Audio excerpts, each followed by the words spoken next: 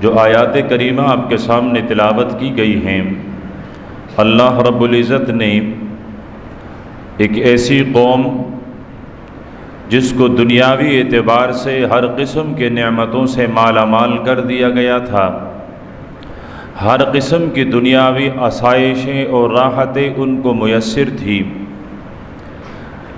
لیکن جب یہ قوم اللہ پاک کی نافرمانی میں حد سے گزری تو پھر اللہ پاک نے وہ نعمتوں والی حالت تبدیل فرمائی اور ان کی آبادی کو بربادی اور ویرانی کی شکل عطا کر لی۔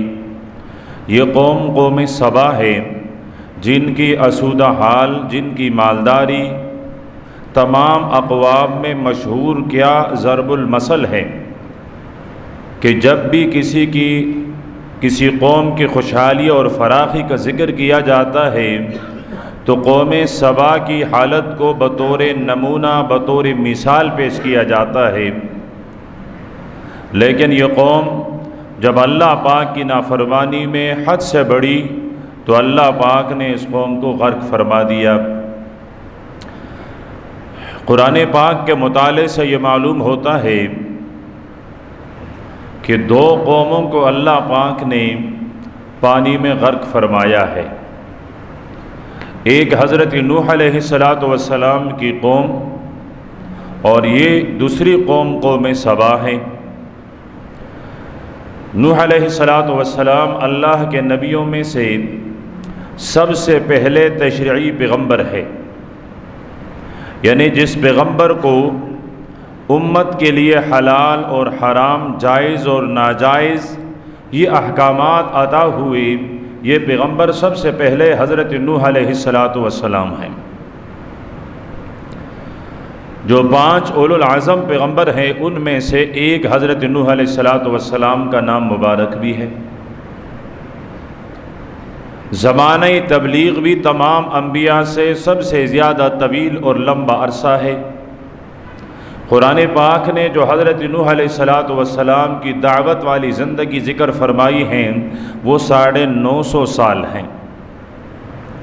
مورخین نے حضرت نوح علیہ السلام کی کل عمر 1400 سال بتلائی ہے، 14 صدیاں۔ اللہ کے پیارے پیغمبر کو مکے سے مدینے کی طرف ہجرت کرتے ہوئے ابھی 1443 سال ہو گئے ہیں، 44واں چل رہا ہے۔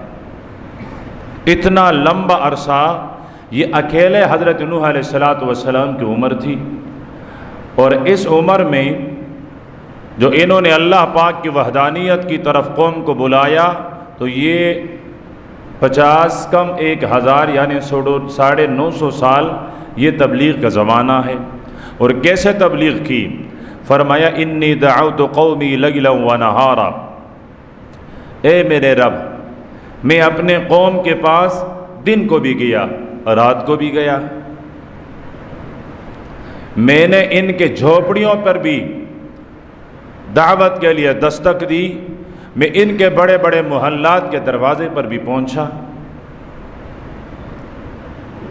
میں سخت آندھی اور بارش میں بھی ان کے دروازوں پر جا کر میں نے ان کو جگانے کی، بیدار کرنے کی، ان کی غفلت دور کرنے کی کوشش کی، لیکن ربا 950 سال تبلیغ کرنے کے بعد اب میں تیرا بندہ نوح اس نتیجے پر پہنچا ہوں کہ ان کے ہاں جو بھی بچہ پیدا ہوتا ہے، ماں کے کوکھ سے جو بچہ جنم لیتا ہے، لم یلدوا الا فاجرا کفارا،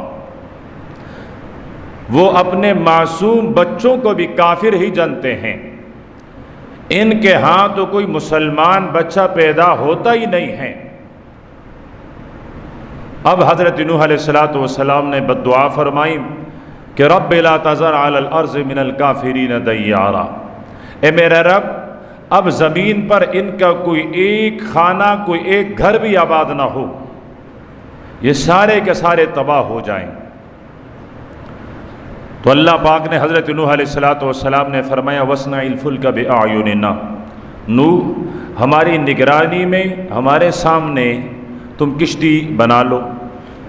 جب حضرت نوح علیہ السلام کشتی بنا رہے تھے تو قوم کا ایک ایک فرد وہاں سے گزر کر حضرت نوح علیہ السلام کا مذاق اڑاتے کہ یہ خشکی دیکھو اور یہاں پانی آنا دیکھو، یہ کشتیاں خشکی میں چلے گی۔ لیکن پھر اللہ پاک نے جو عذاب کا وقت مقرر فرمایا تھا وہ آ پہنچا۔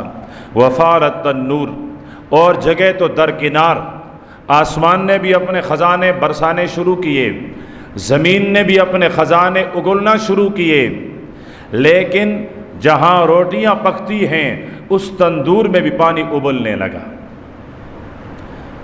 جبکہ تندور میں پانی کا کیا کام، لیکن وہاں سے بھی پانی ابلنے لگا۔ تو حضرت نوح علیہ السلام اپنے ماننے والوں سمیت کشتی میں سوار ہوئے۔ تاریخی روایت کے مطابق 70 سے 80 آدمی تھے، باعتماد روایت صرف 7 آدمی تھے۔ ان میں ایک حضرت نوح علیہ السلام اور آپ کے 4 بیٹوں میں سے 3 بیٹے اور ان کے گھر والیاں، یہ 7 آدمیوں کا قافلہ کشتی میں سوار ہوا۔ باقی ساری قوم اللہ پاک نے غرق فرما دی، اور نوح علیہ السلام اور اس کے ماننے والوں کو اللہ پاک نے نجات عطا فرمائی۔ اب یہ پہلی قوم ہے جس کو اللہ پاک نے غرق فرمایا ہے۔ اب اس غرق ہونے کے اسباب کیا ہیں؟ یہ قوم کیوں غرق ہوئی؟ ایک تو حضرت نوح علیہ السلام کی بد دعا۔ پیغمبر کی موجودگی کسی بھی قوم کے لیے سب سے بڑی رحمت ہوا کرتی ہے۔ اللہ پاک فرماتے ہیں میرے حبیب، میں مکے والوں کو اس وقت تک عذاب نہیں دوں گا جب تک ان میں 2 چیزیں موجود ہوں۔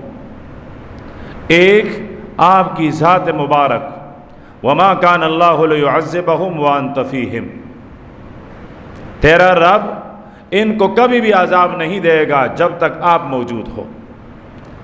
تو پیغمبر کی موجودگی سب سے بڑی رحمت، کہ اس سے اللہ پاک کے عذاب اور اللہ پاک کی طرف سے آنے والے سزائیں قوموں سے ٹھل جایا کرتی ہیں۔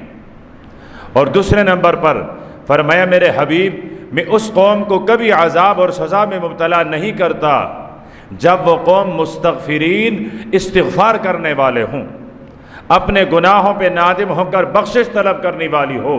فرمائے اس قوم کو کبھی بھی اللہ پاک کی طرف سے اجتماعی عذاب ان پر اترتا اور نازل نہیں ہوتا۔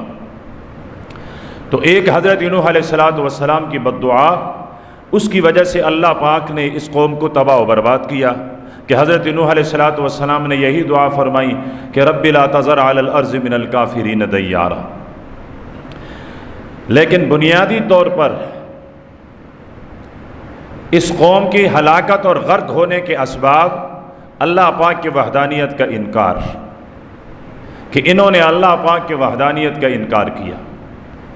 اللہ کے پیارے پیغمبر حضرت نوح علیہ السلام کی دعوت کو ٹکرایا۔ یہ ان کی غرقیابی اور ان کے غرق ہونے کے سب سے بڑی اور بنیادی سبب ہیں۔ دوسرے نمبر پر حضرت نوح علیہ السلام کا استہزاء اور مذاق، کہا کرتے تھے یہ تو مجنون ہے، یہ دیوانہ ہے، یہ پاگل ہے، یہ خشکی میں کشتی چلانا چاہتا ہے۔ تو اللہ کے پیارے پیغمبر کا استہزاء اور مذاق اور اس کو جھوٹا کہنا، یہ کسی کی قوم کی ہلاکت کی سب سے بڑی اور بنیادی سبب ہوا کرتی ہے۔ تیسرے نمبر پر یہ قوم صرف مشرک نہیں، انہوں نے شرک کے لیے 5 مجسمے بنائے تھے۔ سورہ نوح میں اللہ پاک نے وہ فرمائے ہیں کہ ود، سواع، یعوس، یعوق، نصر، یہ 5 مجسمے انہوں نے بنائے تھے، اور یہ پہلی قوم ہیں جس سے شرک کی ابتدا ہوئی ہے۔ اس سے پہلے جتنے قومیں گزری تھی حضرت نوح علیہ السلام کی قوم سے پہلے، ان کے اندر شرک نہیں پایا جاتا تھا۔ یہ پہلی قوم ہے جنہوں نے شرک کیا، تو اللہ پاک نے ان کو غرق فرمایا۔ اسی طرح اس قوم کے اندر ایک بہت بڑی سبب جو ہلاکت اور تباہی کی ہے وہ مکاری تھی، فریب اور دھوکہ۔ وہ اللہ پاک کے عذاب کے مقابلے میں بھی فریب اور دھوکہ کیا کرتے تھے، مکاری کیا کرتے تھے۔ تو اس مکاری اور دھوکے اور فریب کی وجہ سے اللہ پاک نے ان کو تباہ و برباد فرمایا۔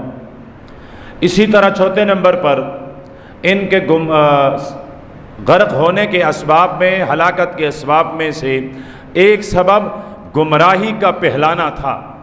قد ضلوا واضلوا کثیرا، خود بھی گمراہ ہوئے اور اپنے گمراہی کے ساتھ ساتھ اور قوموں کو بھی گمراہ کر دیا۔ تو خود قوم کا گمراہ ہونا یا قوم کے اندر گمراہی کا پھیل جانا، یہ قوم کی ہلاکت کی سبب ہوا کرتی ہے۔ اب ایک طرف حضرت نوح علیہ السلام کی قوم کی ہلاکت کے اسباب سامنے رکھیں کہ وہاں اللہ پاک کی وحدانیت کا انکار، پیغمبر کا استہزاء، شرک، مکاری اور گمراہی، اور اسی تناظر میں پھر اپنے عمل کا جائزہ لیجئے،